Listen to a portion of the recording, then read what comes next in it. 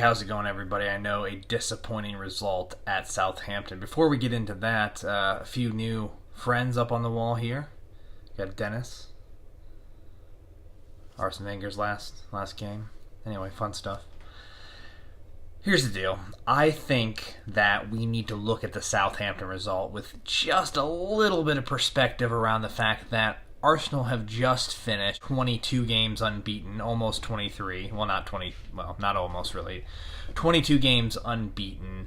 Actually surpassed the amount of unbeaten games, total games, that the Invincibles experienced during the 49-game league run, because they lost in other competitions during that time. And that's something that Dan Roebuck pointed out on last week's podcast. And when you really think about it, we're, a number of points, I think 11 points off the top now, something like that, 12 points off the top, 3 points out of fourth place, 5 points out of third behind Tottenham, and not all is lost. I mean, if that's the worst it gets for Arsenal this season or against clubs like that, then we can be looking back at this result and say, hey, it's not that bad. Southampton has always given us problems.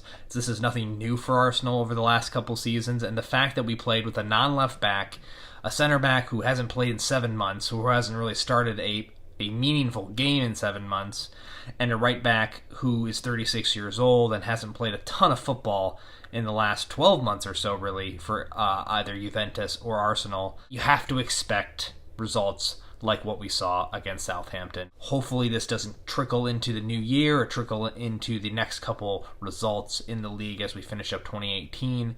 When all said and done, just a tiny blip in the road, I think, for Arsenal as we move forward in the season.